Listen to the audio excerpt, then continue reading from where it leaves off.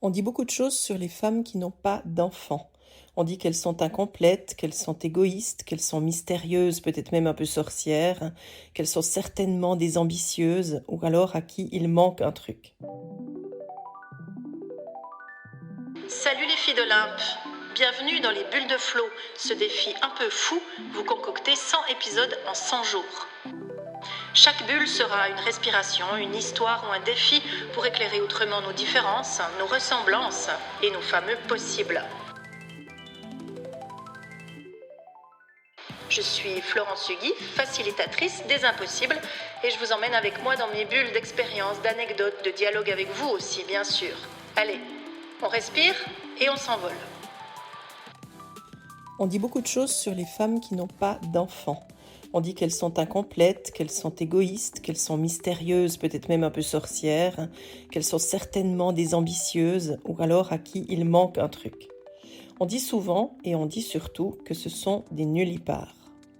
Ce mot, il résonne un peu comme un verdict, ou alors comme une manière de définir les femmes parce qu'elles ne sont pas, qu'elles sont insuffisantes, qu'elles sont manquantes, comme je l'ai dit tout à l'heure.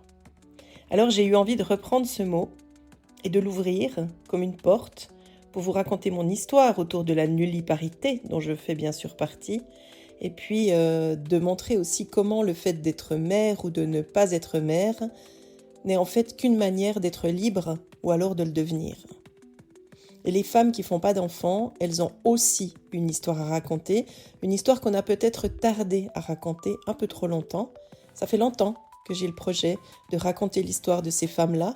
Ça ne s'est jamais donné jusqu'à aujourd'hui, mais c'est peut-être le moment d'y aller. C'est peut-être le moment de lancer ce défi-là, cette invitation-là, de laisser la parole à ces femmes-là. Ces femmes qui ont choisi très consciemment de ne pas avoir d'enfants, qui n'en souffrent pas, qui ont simplement décidé de vivre différemment. C'est une histoire de désir, c'est une histoire de deuil peut-être parfois, c'est une histoire aussi de conquête, et puis très certainement une histoire de possible. Alors bienvenue dans cette mini-série qui va vous parler de ce choix, qui va vous parler de la liberté qui est associée, qui va vous parler de ces vies qui se construisent hors de ces fameuses assignations, et Dieu sait qu'elles sont nombreuses dans la vie des femmes. Pour commencer, j'ai envie de vous parler un peu de l'origine étymologique de ce mot. Ce mot nullipare vient du latin nullus qui veut dire aucun et parere qui veut dire enfanter. Ça veut dire que littéralement ça signifie n'avoir mis au monde aucun enfant. C'est un terme qu'on utilise depuis le 19e siècle, qu'on a utilisé d'abord pour les femmes, mais aussi pour les femelles animales. Toutes les femelles animales sont définies par ce mot-là si elles n'ont pas de bébé, si elles n'ont pas de petits. Ça dit quand même quelque chose d'assez important sur la manière dont on considère le corps des femmes. Un corps qui est à surveiller, à mesurer ou à classer.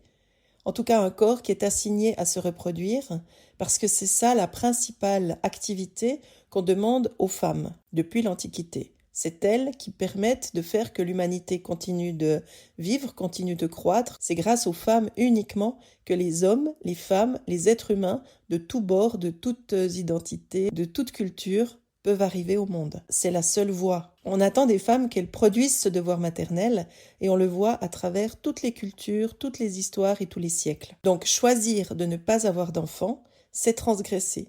C'est transgresser un ordre évident qui consiste à alimenter, à contribuer à l'évolution de l'humanité. C'est ce fameux réarmement démographique dont Emmanuel Macron a parlé il n'y a pas longtemps, qui montre comment il est impossible que la pyramide des âges s'inverse, parce que ce serait la fin de l'humanité, et donc qu'il s'agit d'assigner les femmes encore plus à leur rôle de procréatrice. Moi, ce qui me paraît vraiment intéressant là-dedans, c'est aussi de prendre conscience de la charge implicite qui est liée à ce terme.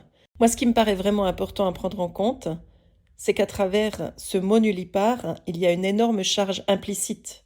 Parce qu'à travers ce mot, on définit les femmes parce qu'elles ne produisent pas. Et ça, c'est quand même très intéressant à aller voir.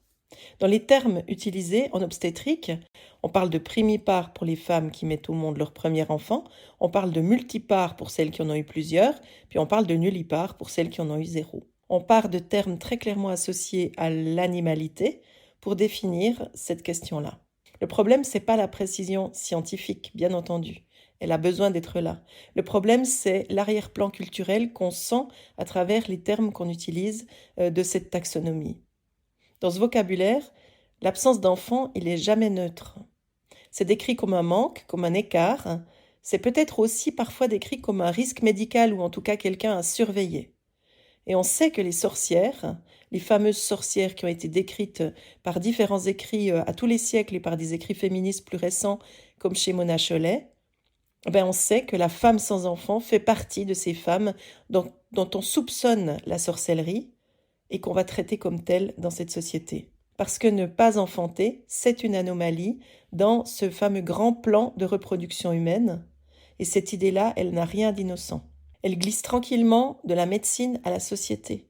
En fait, on passe de la femme sans enfant qu'on pourrait considérer comme incomplète à une femme sans enfant plutôt suspecte, voire même immature, totalement égoïste, ou alors pas encore mère, parce qu'il y a toujours un espoir, jusqu'à ce qu'elle arrive à un âge où biologiquement elle ne va plus pouvoir enfanter.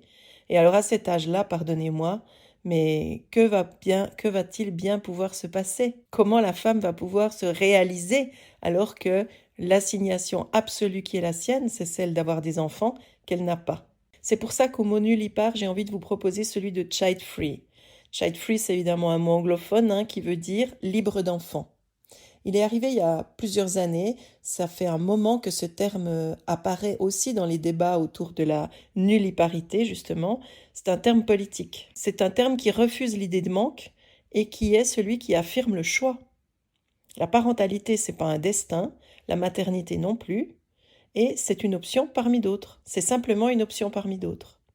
Donc entre le nullipare, qui est descriptif mais qui est très chargé puis qui est très biologisant, et le child free qui représente quelque chose de plus émancipateur, il y a un même écart qu'entre subir les choix qui sont faits sans que nous ayons droit à la parole, ou alors choisir une place que nous décidons de prendre de manière très consciente. Puis au milieu, il y a toute une série d'histoires tout à fait réelles et tout à fait importantes, qui sont ces femmes qui n'ont pas pu avoir d'enfants, ces femmes qui n'ont pas voulu en avoir pour toutes sortes de raisons qui ne sont pas toujours liées à leur intimité la plus profonde, les femmes qui ont voulu en faire mais autrement, peut-être toutes seules, peut-être avec d'autres femmes, et puis il y a celles qui n'ont jamais ressenti l'appel. Et moi, je fais partie de cette dernière catégorie. Mais avant de vous raconter comment je sais depuis toujours que je ne veux pas d'enfants, j'avais besoin de poser ce décor. Parce que le langage, c'est un vrai terrain politique, que c'est un des aspects très importants qui est développé dans les filles d'Olympe, que d'avoir cette question politique qui soit liée à nos questions d'intimité, à nos questions de choix personnels, et puis parce que les mots qu'on nous colle à la peau ont des effets réels sur nos vies. Et donc aujourd'hui, j'ai envie de reprendre ce terme, nullipare, et j'ai envie non plus de le voir comme une absence de quelque chose, mais comme une porte ouverte vers un récit de femmes, un récit différent peut-être, mais un récit très important. Et pour terminer ce premier épisode, j'ai envie de vous proposer de réfléchir à vous, à ces mots qu'on aurait collés sur vous un jour. Peut-être que vous êtes concerné par la nulliparité et que vous êtes en train de réfléchir à comment vous avez négocié ce terme ou le regard qu'on portait sur vous et sur vos choix de vie. Et peut-être qu'il y en a d'autres.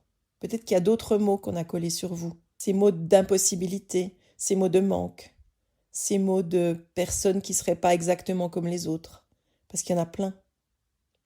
À vous de voir si ça vous parle, s'il y a un de ces mots qui vous aurait été un jour assigné un peu comme une étiquette, collée sur votre front, invisible pour les autres, mais dont vous savez très bien qu'elle est visible pour les personnes qui vous jugent, et puis aussi pour vous-même. Qu'est-ce que ce mot dirait de vous sans votre consentement? Que deviendrait ce mot si vous le retourniez ou si vous le preniez à votre propre intérêt? Voilà, il me reste à vous dire, à vous rappeler ce que j'ai dit en tout début de cette bulle. Vous savez qu'on ne naît pas libre mais qu'on le devient et que ça peut être à coup de mots, à coup d'actes et à coup d'audace.